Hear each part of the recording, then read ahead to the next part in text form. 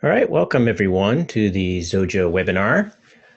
This week's webinar is something I haven't done in a while. I did this probably the last time was maybe a couple of years ago.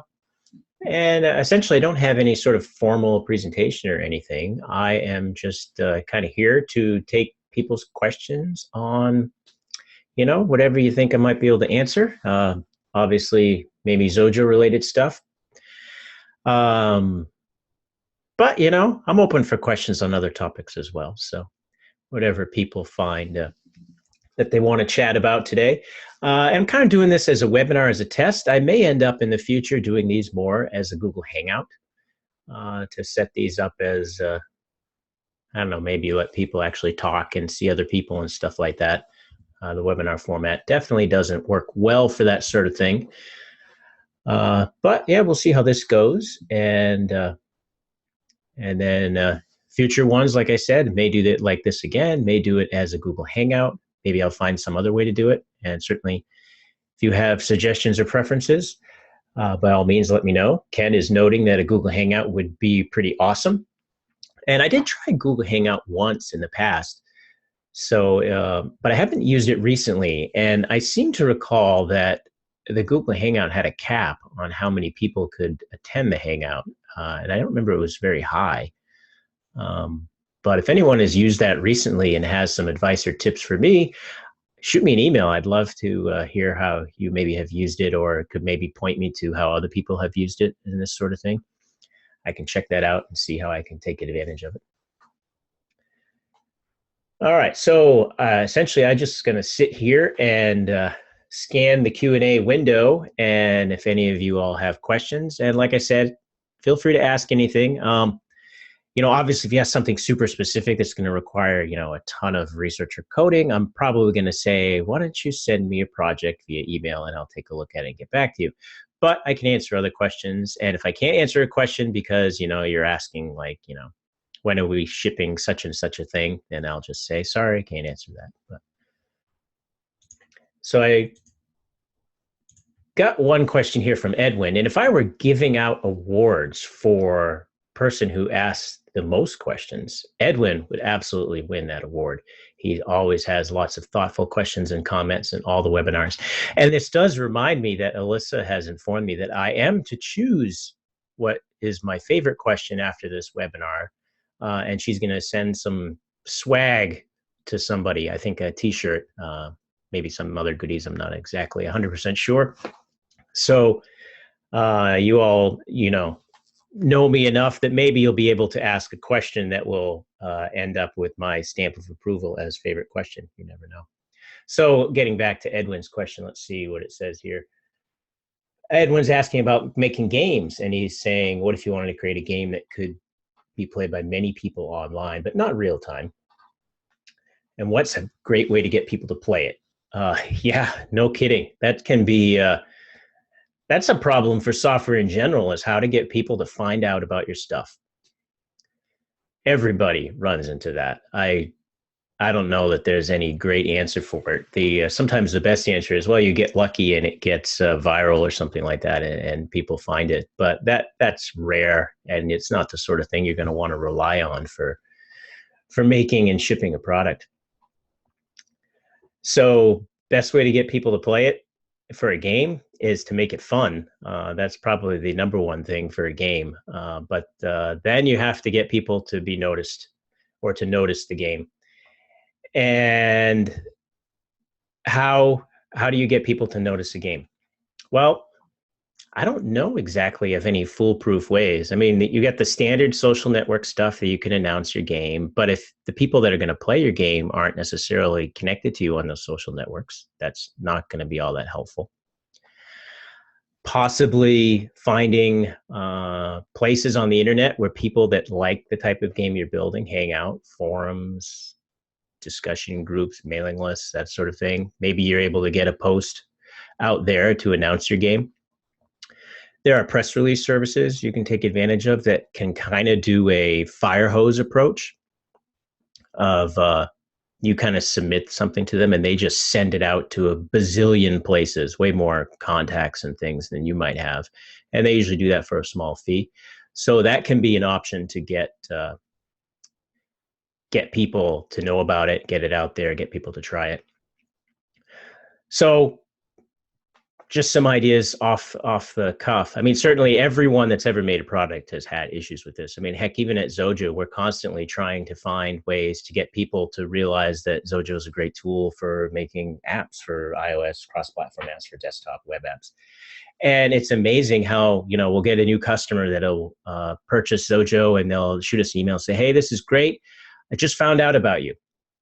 And or I just heard about you or something like that. And we're like, what? Seriously? We've been around for 15 years or more. We're all over the place, we think, and someone just found out about us. So it's a great big world, and there's always people you can reach with a bit of effort. So hopefully that helps a little bit with a little bit of a kind of touchy-feely question there. Not really anything specific I can get into, but interesting question, Edwin. All right, Diego has a question here next up on my list. It is asking regarding web apps and load balancers. Have you had a chance to work with it or have insights about what to be careful with, such as session cookies, etc.? Well, personally, I have not set up a web application using a load balancer. I know we have a few people in our forum that have done so. I don't know that I can recall many of those conversations completely off the top of my head, but I seem to recall that using something like Nginx was pretty popular for a front end that then sent out requests to the apps that were balanced across various servers or whatnot. But I don't know the specifics on that, Diego. I am sorry. I haven't built anything like that, and I can't say that I'm a web server expert to be able to know how such things would be constructed. But I do encourage you to ask on the forum. Like I said, there are a few people there that have done that sort of thing. And maybe it's possible if I can flag down a person or two that has done that sort of thing, maybe they might be available to do a talk on that. I love bringing on guest speakers to the webinar to talk about things that they are experts in. Because try as I might, I don't know everything about everything just yet. So yeah, ask on the forum and suggest to people that, hey, you know, you got some great knowledge here. Maybe you want to share it with the community, and maybe we can get someone up here to talk about that with some specifics of how they set things up and how they went about doing it.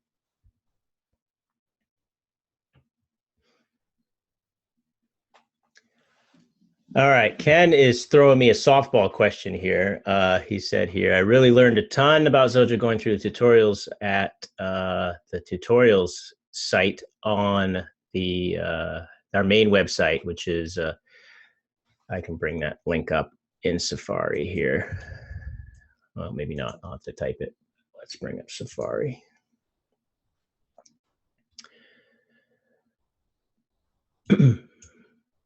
So we go to support, and then let's see, where is it? Oh no, it's right here. It's resources. I had too many things on the screen that you don't see, and it covered it right up. So right here on the resources page, there's a link here for some tutorials, and we have a few tutorials that are written here. I think Jeff did a couple of these. I might have created one. And if you have specific suggestions for what sort of longer form tutorials you might like to see, by all means, send them to us. These are kind of written up as, you know, we come up with an idea, or someone suggests it, or we notice we're getting several customer questions around this sort of thing. We might say, oh, you know, it might make some sense to take some time to put together a longer form tutorial on this topic to make it easier for customer support to direct people, make it easier for people to do stuff that they're asking to do. So these can take a fair amount of time to put together, so we don't just, you know, bang them out randomly. We try to have things that have some value. There are also other tutorials on the main Dev Center site as well. There's a couple of the Raspberry Pi tutorials that I did to coincide with the release of Xojo that supports Raspberry Pi are actually on the Dev Center that show you how to create a couple circuits. I did webinars on that as well. So those are there as well. But we're always putting together new content. So the big thing is if there's specific content you're looking for, by all means, let me know, let anyone know. If you send it into customer support or other things, it'll still get to me, or you can always, shoot me an email directly, paul@xojo.com with topics. I maintain a Google Doc of topic suggestions that I get from people. And when I have time, I go through the ones that seem like they'll make the most sense.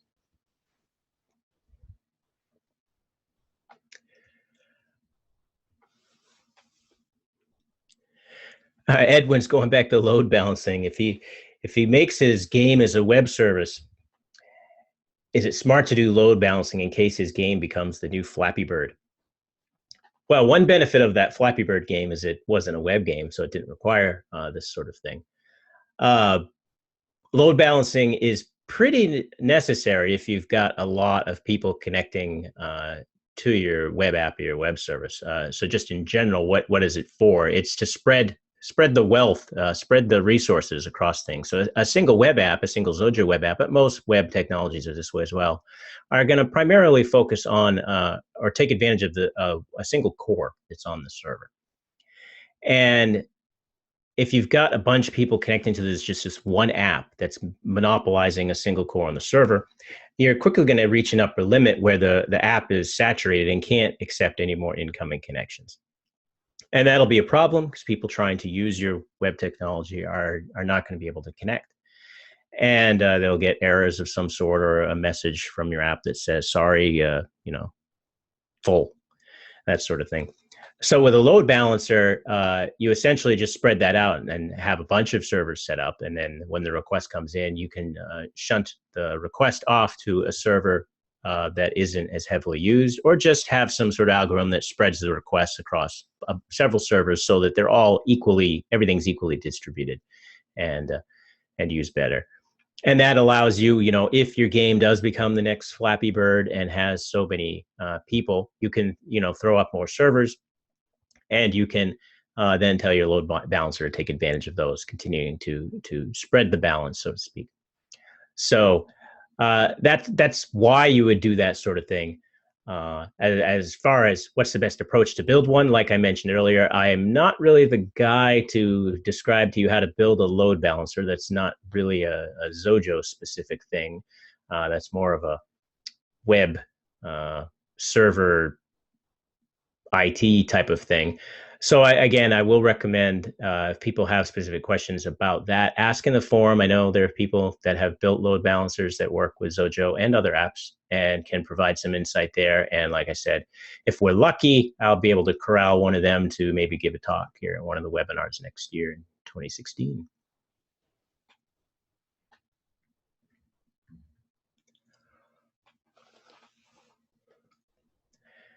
All right, going back to my question list. And just to wrap up that load balancer thing, Edwin has a follow-up. Is there a limit of connections to a web app? Yes, there is a limit.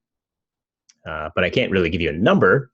Any web server has a limit to how many connections it can accept. The number is going to vary depending on what your app's doing, what kind of server it's installed on, lots and lots of factors. But there's always a limit, like I said. Eventually it will consume, it won't be able to respond fast enough if there's requests coming in too quickly, that sort of thing.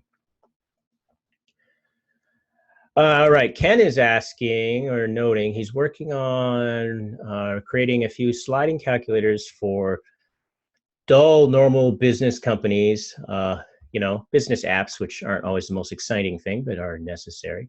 And essentially they're just a sheet of paper with a few holes cut out, revealing the bottom layer. Let's see, suggestions for creating the sliding paper layer in Xojo.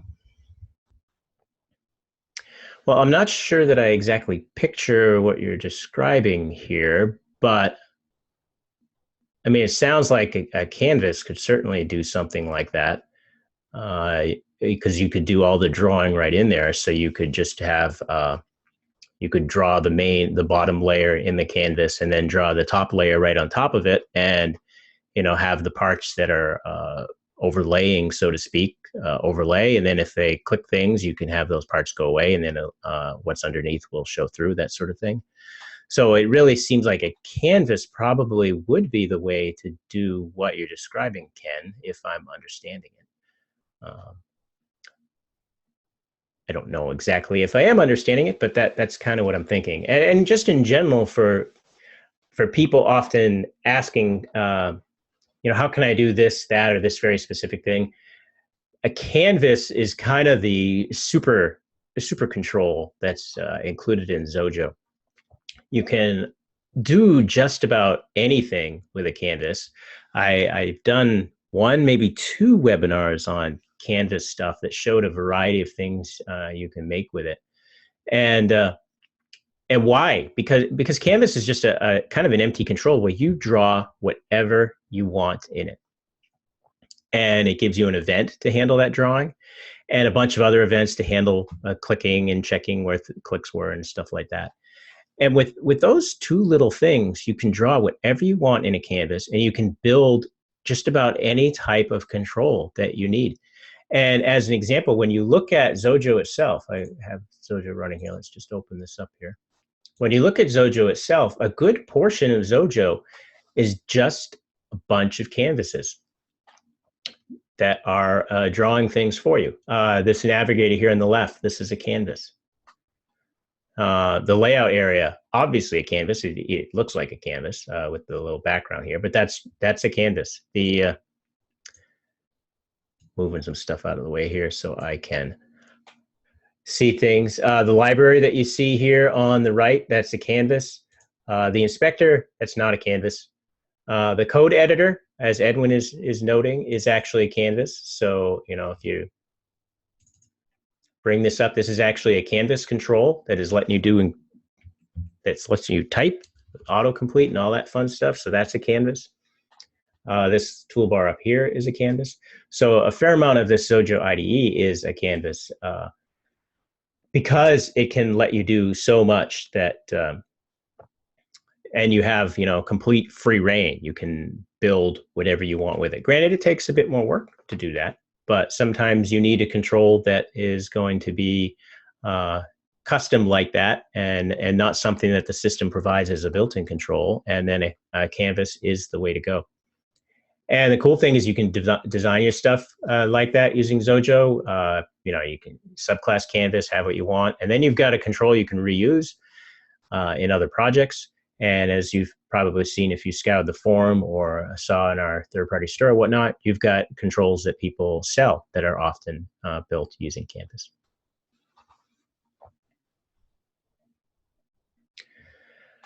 All right, let me find my Q&A window again. All right. What, that's it? 16 minutes of questions from you guys? Oh, I know you got more.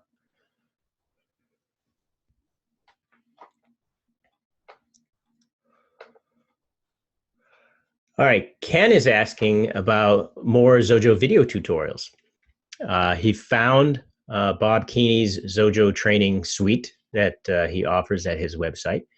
And he even found the video training on Real Studio that I did with the VTC company way back in, it was long before I was working here at Xojo. So that would have been like 2010, I think.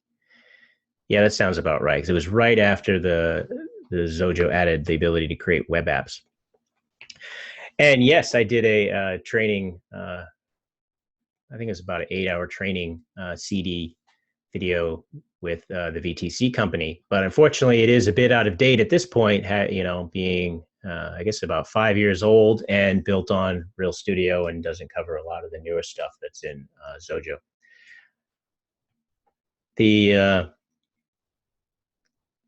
But unfortunately, I don't know of another source of videos beyond what Bob has, what I did at VTC, and what I've done with the webinars. Those are all indexed and everything, the webinars I'm referring to. So if you do want to find them more easily, you can go to the Dev Center here, open up resources, and then in the videos section, you can bring up the video page here, and you can see that I've got everything categorized, and you can just click on links to go to a particular one. Here's the Canvas webinar here. You can watch the webinar right within inside the Dev Center, or download any example projects related to it, that sort of thing. And there are probably, geez, I haven't counted them up lately. There's got to be around 70 or so videos in this section that are pretty much all based on, they're not based on, but they're all recordings of webinars. So this is one source, but it's not really a video tutorial, so to speak, because there's not like, it doesn't flow through a particular range of topics or follow the user guide or anything like that. So, but that's what's available at this point. The other option for videos is the recordings of the sessions from XDC 2015, which you can purchase a DVD. Actually, they're not a DVD anymore; they're just downloadable. But you can purchase those from the Xojo store, and then you get HD and SD versions of the recordings of about 30 to 35 sessions from XDC 2015. So, Ken, that's what I'm aware of at this point. Oh, and Gavin also mentioned the XDC videos. Honest, Gavin, I thought of it before I read your thing, honestly. All right, Edwin is reminding me that I should move these windows that are constantly in my way to my second screen. And that'll bring up an interesting topic, because yes, I should, but I no longer have two screens. And I kind of miss that a little bit. I'm now running just a single 27-inch display. It's not a Retina display or anything. It's a 27-inch, fairly big one, like 2540 by 14 something resolution for pixels. And I just have that single display right in front of me. I used to have a second display off to the side, but it ended up that turning my head to look at that second display was ending up giving me rather severe neck and arm pain. And my chiropractor ended up telling me that I probably should maybe try not using that and seeing if problems went away. And so I unhooked it, and I just kind of pushed it off to the side and didn't use it for a couple months. And sure enough, those problems went away for me. So now I just run a single monitor, single display, and I have these issues with windows that are in my way sometimes, but I don't have issues with my arm or neck hurting, and that's a trade-off I am more than happy to make. So there it is. I don't know how much bigger of a display I could get that would fit nicely on a desk, or that they even make. I mean, a 4K or 5K display isn't really bigger physically, although it has more dots on the screen, but then those dots are really tiny, and then, no one can see them. So this probably is about as big a display as I'm gonna be able to get for the short term. Although I have seen, and if anyone has one of these, I think someone on the forum was posting about possibly getting one, but if anyone has one of these, I'd love to hear your thoughts on it. I have seen these, they're still rather pricey, these widescreen displays. So they look really crazy. They're like extra wide. And those look interesting. It's almost like two smaller displays kind of physically merged into a single one. I'd be curious to know if people have used those displays for, programming and other tech type things that we all do, and what they think of them. All right, displays. All right, now hang on. I'm scrolling through questions here. There's a few going up, so I got to scroll backwards.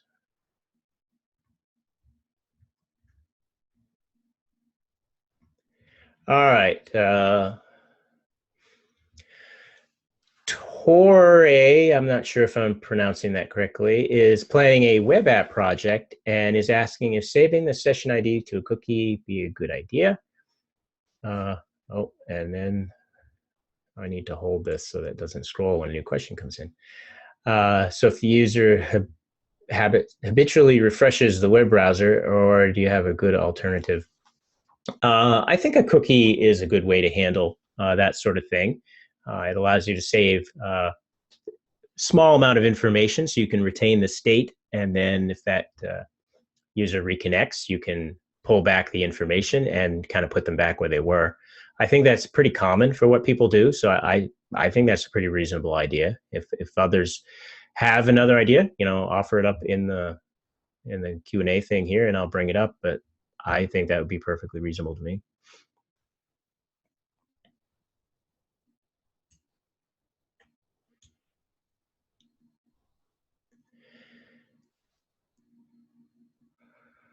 All right. Trying not to jump around too much here. Gavin is noting a podcast called Under the Radar. And in episode 3, they talk about ergonomics and work environments, screens, chairs, keyboards, etc. So that's interesting. I'm going to make a note of that. Yeah, I got a pretty comfortable setup that I like here that keeps me from getting pain. I do sit. I don't have a standing desk. I've never tried a standing desk, but I don't know that I would really like standing all day. It seems like these days people say it's better to kind of stand and sit and have a desk that goes up and down and you move it around throughout the day. And one of those might be cool, but those desks are pretty expensive and pretty big. I'm not entirely sure they would fit in my office.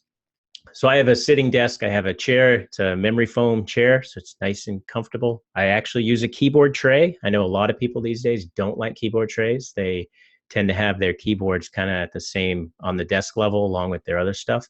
I really love having a keyboard tray because it has the keyboard lower and essentially provides a kind of a free monitor stand that way because the display is on the desk itself, which is usually a little higher. I actually have a keyboard, and I'm going to bring up a link here because my keyboard is so funky.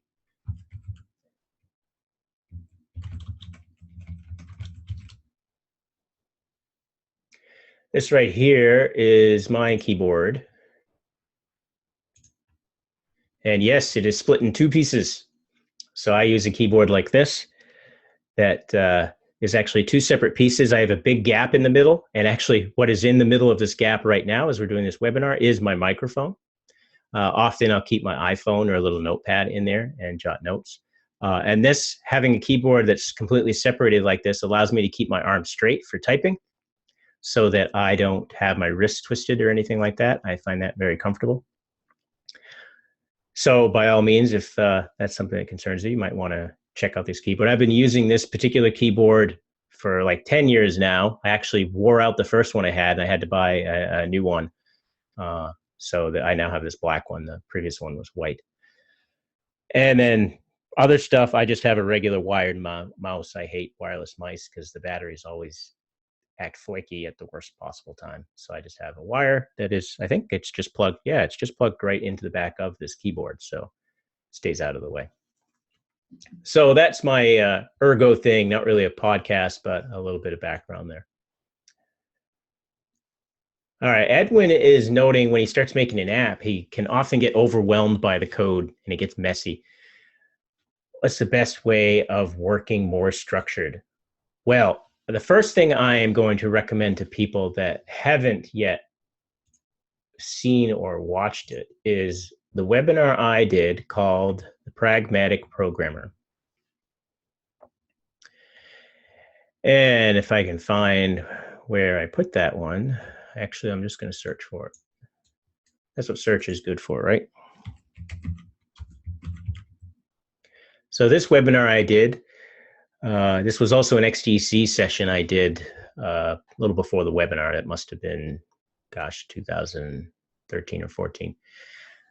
Certainly you want to watch this for just a general kind of touchy-feely programming topics that can you might find helpful. None of this stuff in here is necessarily Xojo specific, but it can all be good advice for how to become a better programmer.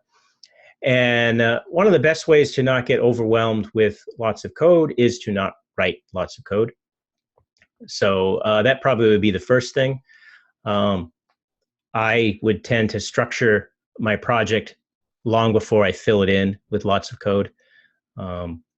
Maybe get initial classes set up, probably populated with some method names that I'm thinking about, maybe with comments that contain pseudocode, that sort of thing, just to get a general feel for how I'm organizing things long before I go kind of banging. I know a lot of people just kind of open up a blank code editor and start banging away and coding and, let the creativity flow, see what comes of what they're coding. I don't really tend to work that way. I like to do a little bit of thinking up front and kind of get a lay of the land in place before I start filling in pieces with code. But I will definitely recommend you watch this Pragmatic Programmer webinar. This is one of my favorite sessions I've ever done. I probably should do it again because I think some of the stuff in here is so important. But it's got some good advice here, Edwin, that maybe would help you with some project work and just general stuff that would keep you from becoming overwhelmed.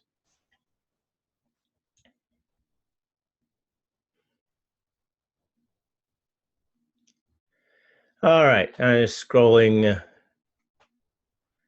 through here so I don't miss anything.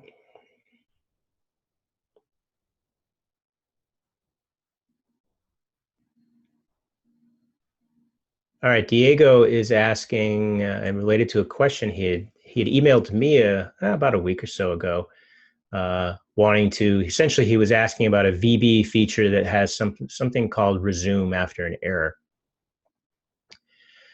And I had suggested to him that he probably just set up a loop maybe, or use a timer or something like that to try something repeatedly until it succeeded, rather than check if it failed and then essentially do a go to and try it again. And it seems like that might be working okay for him. So he's asking about error control, and when a method or a function ends up in error, would it be advisable to again call the method or function? All right. Will thing be redeclared, or will it redo stuff? Well, I mean, in general, it's going to depend greatly on your app. But if an error occurs, it may not be something that you want to just call repeatedly. I mean, if the error isn't going to resolve itself, you don't want to put your app into some sort of infinite loop where it's constantly erroring out and repeating and trying again and nothing happens. But in general, if there are situations where it makes sense to, if an error occurred, to just try it again immediately, you can just, exit out of the method that caused the error, and then call it again. When you leave a method, everything that was declared in that method goes out of scope and the memory is reclaimed almost immediately, because of the way Xojo manages his memory using automated reference counting. So as soon as all the things go out of scope, the memory manager will notice that and then release that memory. So you don't really have to worry about that at all. It's more of just a design thing as to whether it makes sense to call the thing again if an error occurred. It's entirely possible that the error occurred for a valid reason that maybe the user has to correct. And if that's the case, you don't want to just keep recalling your method. You want to, let the user fix something and then maybe let them provide a way to try it again.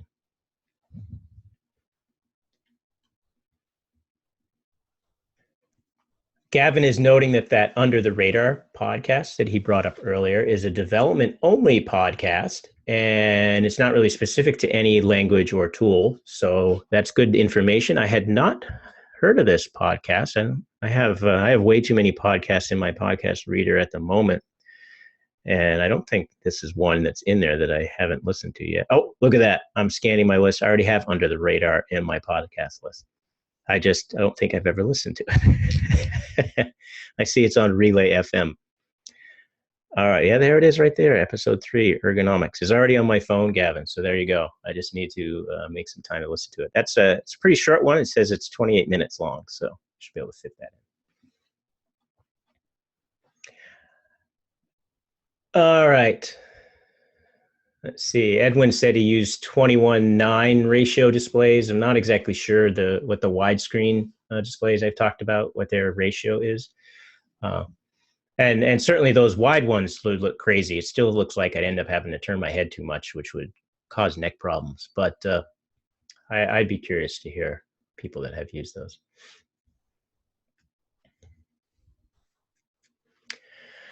All right, Ken is noting he's trying the wiring Pi Xojo example code, and he's getting a warning message on Windows.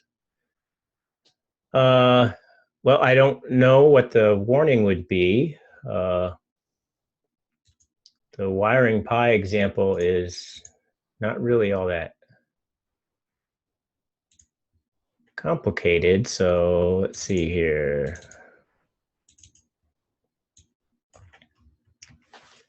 So if you just look at the wiring Pi is just the library, but it's included in one of these projects here. So if we open the LED blinker, you can see the library is in this GPIO module here. And then it's just called by, using the module prefix and then calling various methods. One thing that I think I have seen maybe on the forum that has been reported, and I'm not sure, this might be a bug on the Windows part, but there are some statements in here that have an else, like this. So if you're seeing one of these things, this could mean a couple things. It could mean that you're trying to run it. So if I hit run right now, I'm going to get all these errors because I'm not on a Raspberry Pi, so it's not going to let me run it. It's going to so it's going to display these errors. So you would have to make sure that you actually have Linux set up with ARM 32-bit and that you press build. And then when you do that, it will, well, look at that, it built it to the scratch folder. But it will, oh no, it's asking me where to put it, I guess. I'm going to just stick that on the desktop. So it'll actually do the build and it shouldn't come up with an error. I don't think. But it looks like it did. Huh. I don't know why that would be coming up. So in that case, I would probably remove these target statements. I'm not sure if there's a compiler glitch here with the pragmas or if it's something else. I don't recall seeing that before, though. Yeah, so you could just comment out those lines and then run it. Certainly, I've built a bunch of things for the Pi without seeing that. So I'm going to make a note to just check that if there's an issue with the example that's included in that folder or if it's something else. I'm making a note of that here.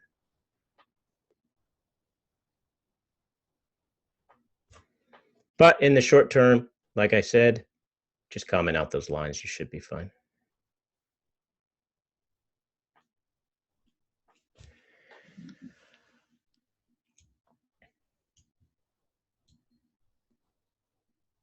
All right, back to the question list.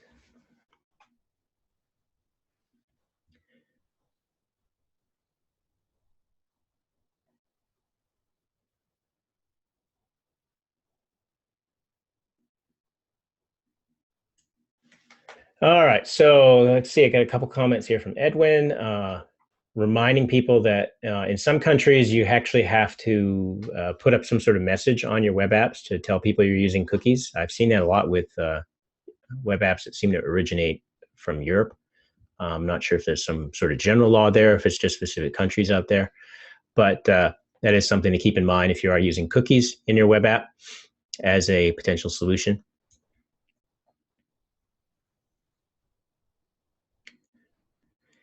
And Edwin's also noticing that let's see, what does he say here? After a bunch of bugs in my programming, his keyboard kind of looks like my keyboard. I presume that means because he snapped his keyboard in half because things aren't going so well.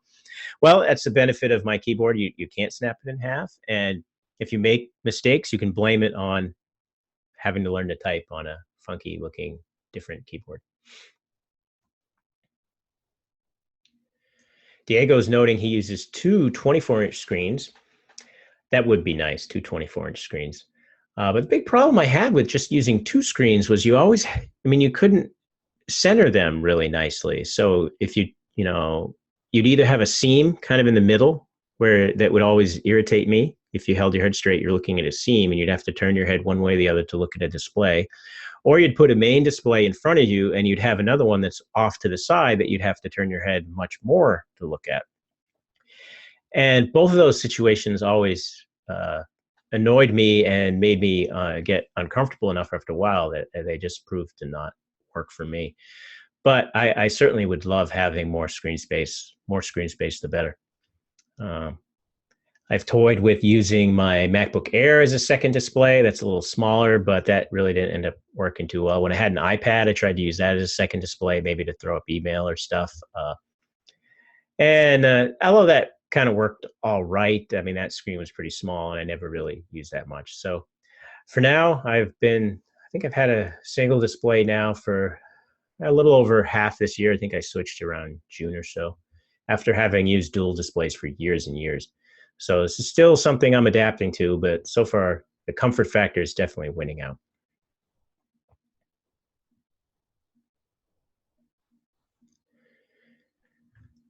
All right. And Edwin is noting that he has a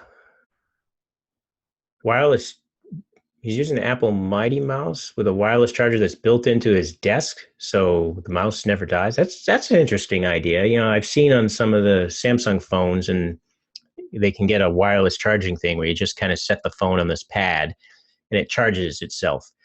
From what I understand, the charging might be a little slow, but you don't have to plug it in or anything. You just set it on a pad. And if your like desk area was made of that pad material, that would be kind of cool, because then anything that kind of sat on it would be able to stay permanently charged.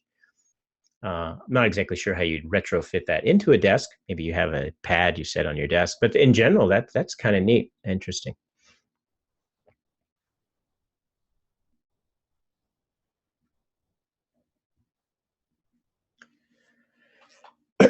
Excuse me. All right, still scrolling through questions here.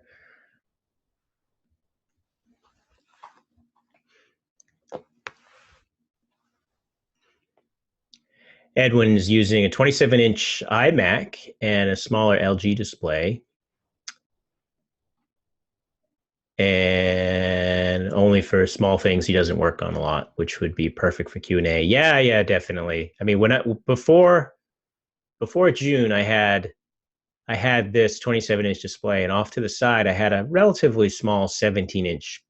It was a crappy Dell display I got for free from some neighbor who was unloading an old PC. And so I just had that plugged in on the side, and I would use that to keep up, you know, like my mail client and Twitter and chat and stuff like that. And it was very handy when I was doing webinars, because I would have that second display set up and I could keep up on it notes that I was referring to, or I could keep a text document of source code that I would then cut and paste, because if any of you sat through my webinars, it's usually painful to watch me attempt to type code live, because I invariably make lots and lots of mistakes and then don't notice them. And then all of you watching the webinar say, you just got a mistake here. And yet I don't see it. And it's awful for everybody. So I prefer to just cut and paste the code during the webinars to make things go a little bit more smoothly. And that all was just a lot easier with two displays, and is now more challenging just working with a single display on these webinars. I've taken to some of the webinars to actually having my MacBook Air set up to the side with notes or something up that I can refer to, but obviously copying and pasting between a separate laptop to the computer I'm using for the webinar isn't really practical. And Edwin says he made the desk charger himself. That is some serious nerd cred right there, Edwin. That I'm impressed. That you need to write up how you did that, I think, because that sounds pretty darn cool to me. A charging desk, so to speak. I love it. You can have plugs on it you can easily use, and then the desk itself can be just a giant charging thing that anything you put on it is able to wirelessly charge. That sounds like a Kickstarter or something. Instead of a Samsung or iPhone charging pad add-on, it's just the entire desk. All right, scanning my questions again here as let me close out that and that. Make sure I haven't missed anything.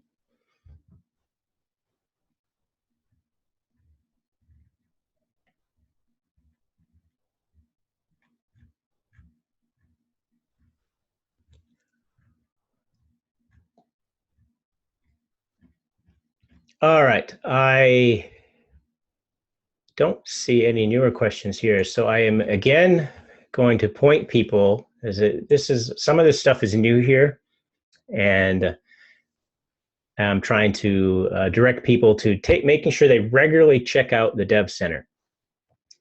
The content on here is updated a lot, and so if you just looked at it, a little while ago, and like, all right, I think I know what's on there. Well, you may not know what's on there because there might be something new that's on here. So I want to just give people a quick overview. The Dev Center is where all the new docs for Xojo stuff are going.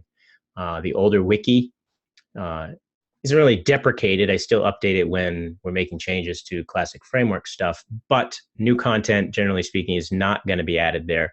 And we're really trying to phase that out as we move to this newer design, which has much better search, much better organization, actually has PDF output, and is just a lot nicer to look at and work with. So you get the main organization, you get the homepage, getting started section, user guide section, reference section, and the resources section. The recipes section doesn't really have much in it at this point, but you can kind of think of these as eventually going to have common questions that we see people asking that we're going to try and capture here, and then provide easier ways to find things in the rest of the documentation. The big thing right now, the work that is underway in the user guide section is the Xojo user guide is being re-edited and slightly rewritten and put here into the Dev Center with some new material. So you definitely want to scan this and check it out. Right now, the fundamentals guide is all online with some quite a bit of new information here and some better organization. And then the user interface section has just recently, like within the last few weeks, had the iOS section start to have some topics appear here. And this is all new content. Our previous iOS docs was primarily the reference guide, and there wasn't not a lot of user guide type material that actually explained how to do things. So we have here a lot more information covering the controls in iOS and other stuff with more examples and screenshots and other things to help you hopefully take more advantage of iOS and more easily create your stuff. So like I said, I'm adding stuff here all the time. I'm continuing to work through the iOS section. I've got several more pages that I'm working on that are not yet published, so you don't see them here, that will show up before the end of the year. And then I'm continuing to move and edit the rest of the content in the user guide over to here. So soon it will all be here. But what the good thing is I can kind of move it up in pieces, so I don't have to wait till the entire thing's done. But stay on top of keeping track of what changes here so that you don't end up not realizing maybe a useful reference that you could take advantage of already exists.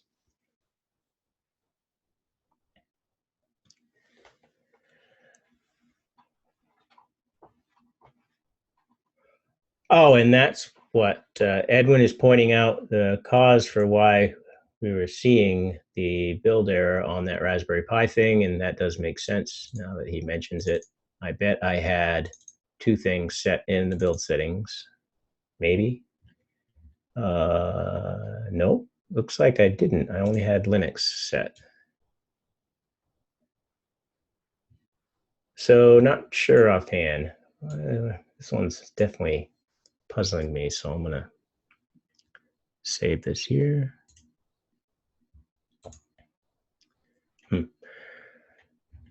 I don't have this computer checked. I only have Linux checked. So I'm not exactly sure why that is showing up. All right, well, something always fun to have a little task after the webinar to look at. All right, and Edwin is noting that if the internet connection is not available, the online docs are not very helpful. That is very true. No internet, no access to the internet, which is where the world exists these days. But you can go to the Dev Center right now, and you can click the download Dev Center as PDF, and at least grab a copy of pretty much the entire Dev Center as a gigantic PDF file that you can have for online viewing should your internet disappear or you're flying on a long plane flight and don't want to pay for their internet or it's too slow or whatnot. So That is an option. And Xojo itself also does have a local language reference built in that doesn't obviously look as slick as any of this, but has most of the content available to you that you can enable. So if you're in Xojo, you can go to your preferences and you can tell it to use the built-in docs rather than go online to get the latest and greatest. So you can always flip that switch if you happen to be offline for any period of time.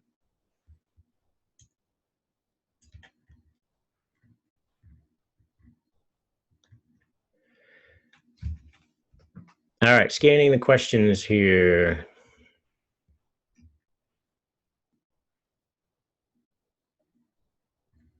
I got Ken posted sorry, but I don't know what he's apologizing for, so I'm just going to say no apologies necessary.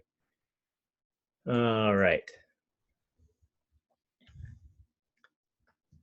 Well, I don't see any other questions on here. Let's check my phone. What time is it? It is about 10 of. Well, that's pretty good. I think there's a fair amount of general questions to chat about. Like I said, everyone's welcome to shoot me an email. I think it was my wonderful presentation consists of 2 slides. This one, and maybe I can actually bring up the other one. There you go, my email address, paul@xojo.com. If you have questions, you can always shoot me an email. I'm happy to answer people's questions. And like I said, we'll try this Q&A thing again at different times. And I might try a Hangout as the next one just to see how that works, kind of a test bed for that, and see how that sort of thing works. And other thing that would be great feedback from people that attend these or maybe listen to these recordings later after the fact is if you have different times that or days of the week that you think that work better for you, let me know. I generally have been doing these on Tuesdays at what would be 1 p.m. my time. I've got a little bit more flexibility to move that around. So I'm not exactly sure what's great. I know a fair amount of people from Europe tend to come to these, and it's quite a bit later there. So maybe that's better for them or worse. I don't know. But maybe I'll have to put together a survey for the forum for that. But I want to thank everyone for attending. And before you go, apparently, as I mentioned at the beginning, I do need to pick a winner of favorite question. And I think I'm probably going to go with what I mentioned at the beginning. And I have to give the winner to my favorite question asker, which is Edwin, for the enormous amount of questions he asks and the relevancy and the helpful tips he provides to me as I'm answering other people's questions that helps me out during webinars and helps to keep me from forgetting things. So Edwin, I'm going to say you're our Q&A winner. And certainly in this Q&A session, you certainly also had the most questions as well. And comments, that's the other thing. It's not always questions. Sometimes it's great if people other than me are able to provide answers. So I want to thank everyone for attending, and we'll talk again soon, but probably not until 2016. Have a great day, everyone.